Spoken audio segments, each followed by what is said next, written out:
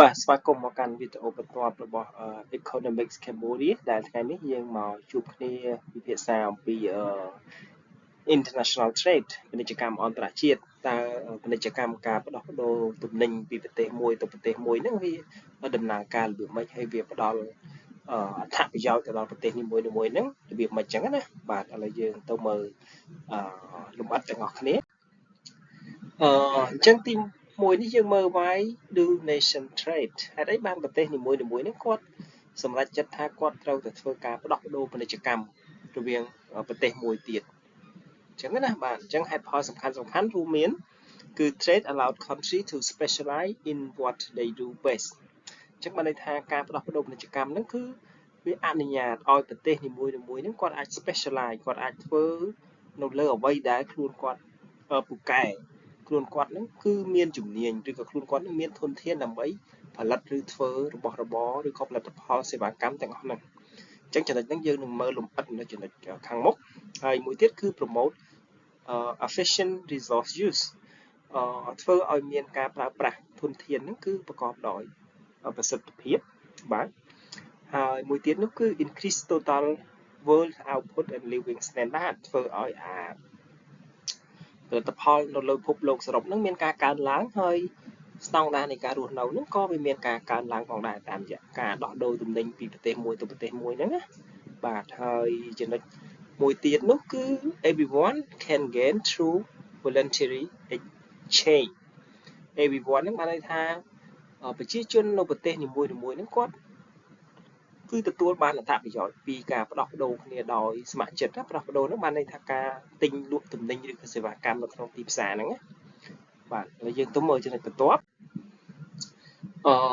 នេះពេលដែលយើងនិយាយពី trade គឺយើងមិនភ្លេចនិយាយពី competitive advantage ទេcompetitive advantage ហ្នឹងនៅក្នុងភាសាខ្មែរយើងវាពិបាកបកបន្តិចតែខ្ញុំនឹងព្យាយាមបញ្យល់ជាន័យឲ្យស្រួលយល់វិញ competitive advantage ហ្នឹង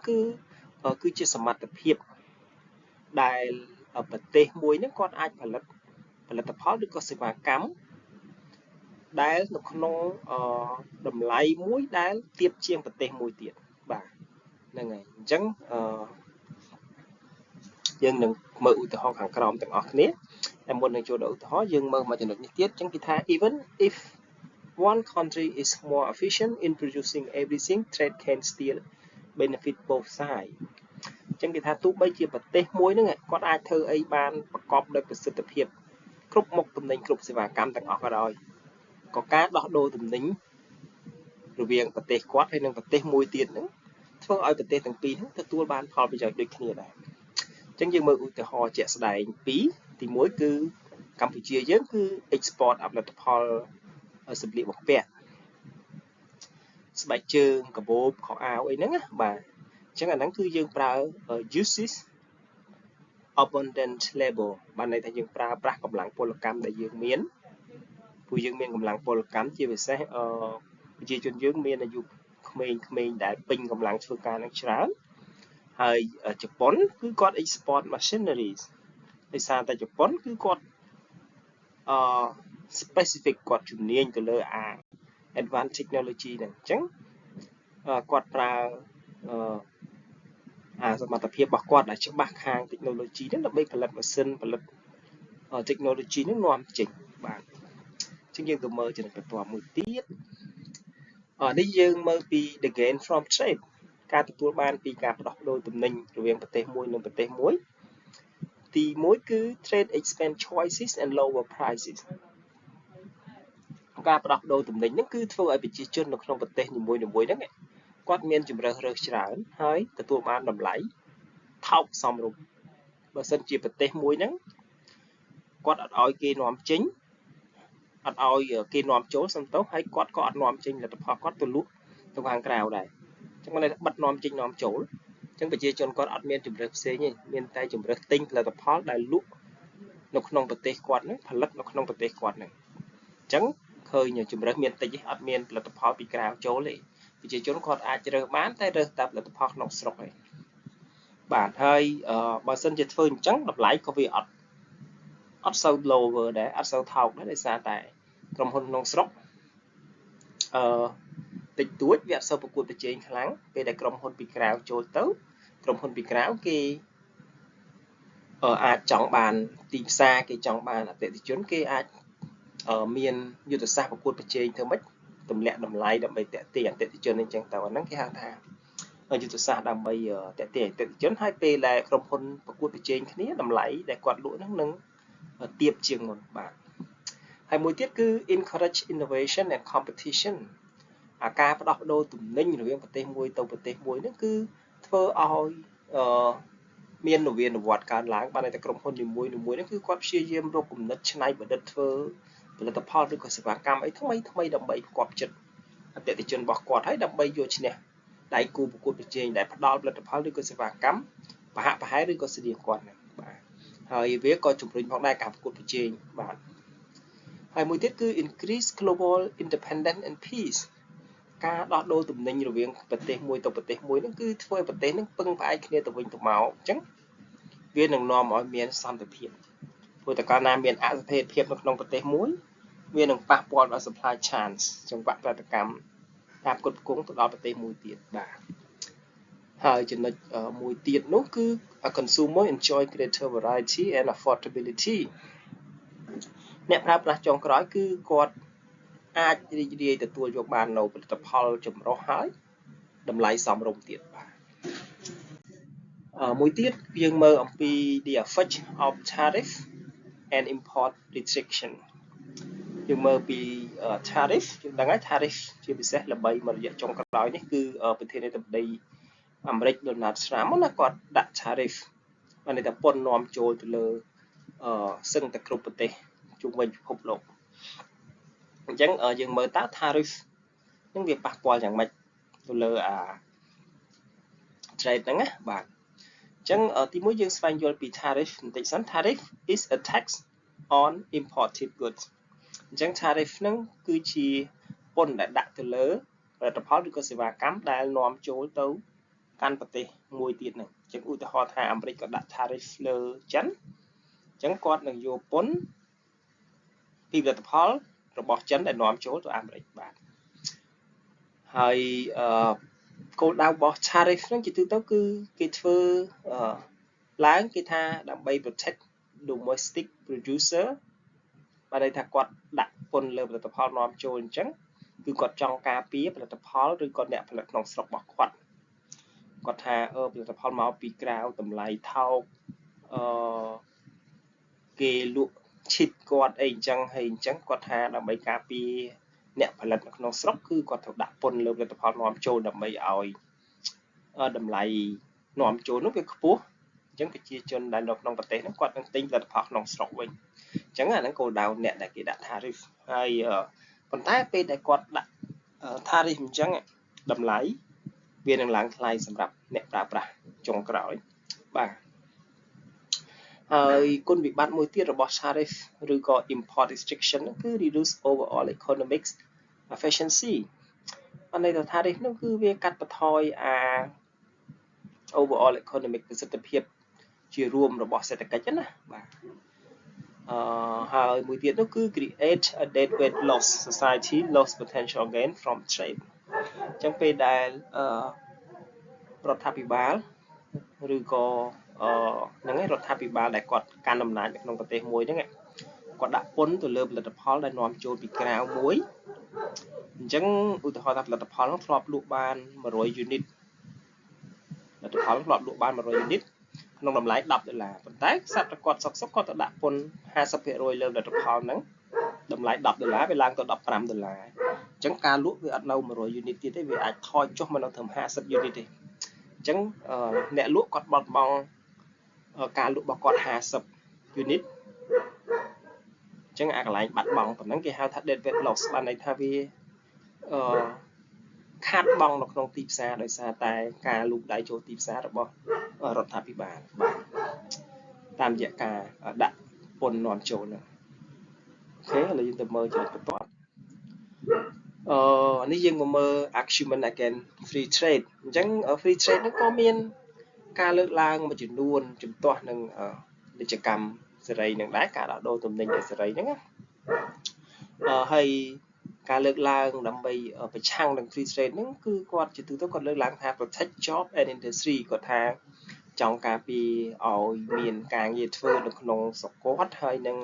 ចង់ឲ្យឧស្សាហកម្មរោងចក្រផលិតនៅក្នុងស្រុកគាត់ហ្នឹងមានលទ្ធភាពគួតប្រជែងជាមួយនឹងក្រុមហ៊ុនខាងក្រៅឬក៏ផលិតផលនាំចូលពីក្រៅទៅនឹងហើយមួយទៀតនោះគឺ national security concern អញ្ចឹង national security concern នេះផលិតផលសំខាន់ជាពិសេសបច្ចុប្បន្ននេះគឺតាក់ទងនឹង chip ដែលយើងដឹងថាភាគច្រើននាំចេញដោយតៃវ៉ាន់ណាបាទអញ្ចឹងអាហ្នឹងក៏គេចាត់ទុកថាជា national security concern របស់គេមួយដែរហើយមួយទៀតគឺ infant industry acumen unfair competition protection as a bargain tool អញ្ចឹងពេលខ្លះគាត់ដាក់tariff ដាក់អីទៅដើម្បីបានអំណាចចរចាជាមួយប្រទេសដែលនាំចូលមកគាត់អញ្ចឹងណាបាទយើងទៅមើលមួយទៀតតកតនឹង rule of government and policy អញ្ចឹង trade agreement reduce barriers ដូចជា Asian Free Trade Area អីហ្នឹងអញ្ចឹងជាទូទៅរដ្ឋាភិបាលហ្នឹងគឺគាត់មាន free trade agreement ជាមួយគ្នាដើម្បីកាត់បន្ថយនៅពន្ធដាក់គ្នាទៅវិញទៅមកពន្ធ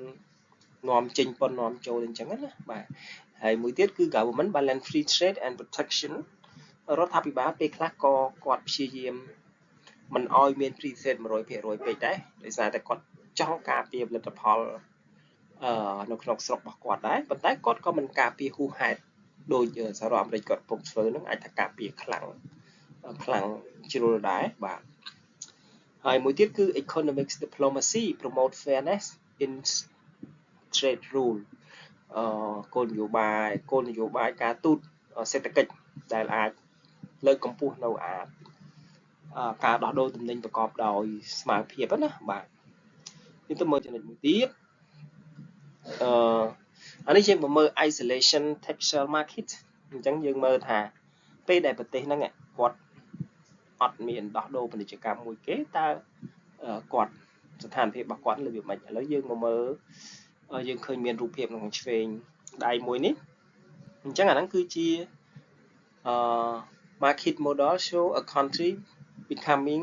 an export when the world price is higher than domestic price អញ្ចឹង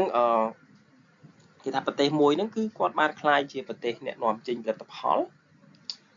ពេលដែលតម្លៃផលិតផលហ្នឹងនៅក្នុងប្រទេសរបស់គាត់ថោកហើយប៉ុន្តែបើមិនជាគាត់នាំចេញទៅដល់ប្រទេសខាងក្រៅប្រទេសទី2ប្រទេសទី3គឺតម្លៃថ្លៃជាងអញ្ចឹង the price increase benefit producer gaining អញ្ចឹង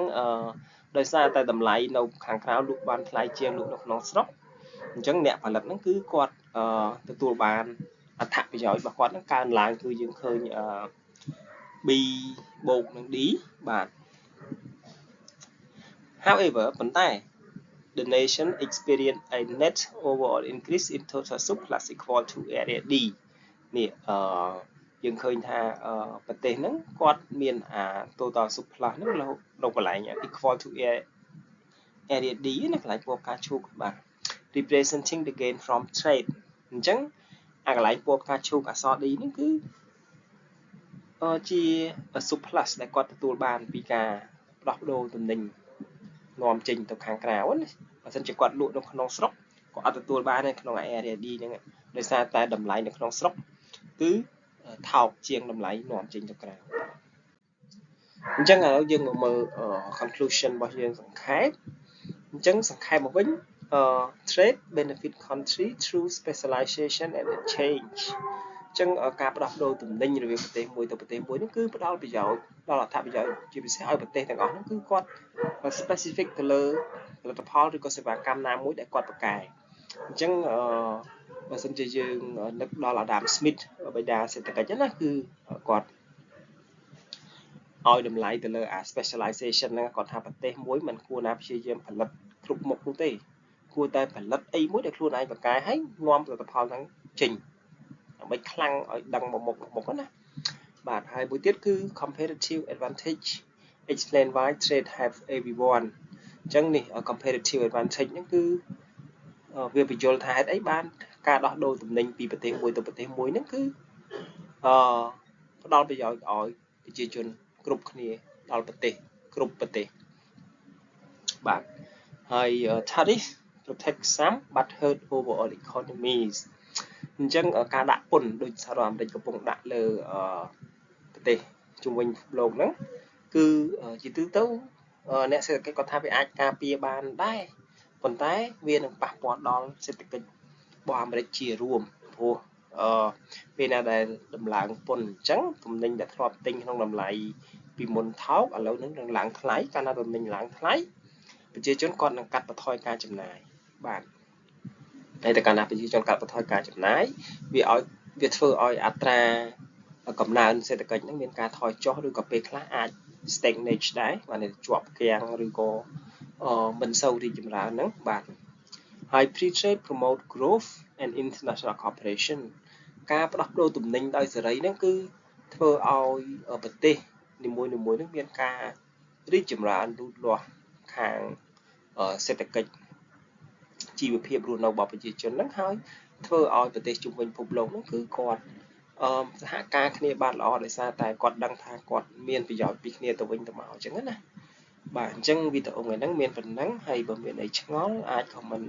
សួរនៅក្នុង comment ខាងក្រោមអរគុណជួបគ្នានៅវីដេអូក្រោយ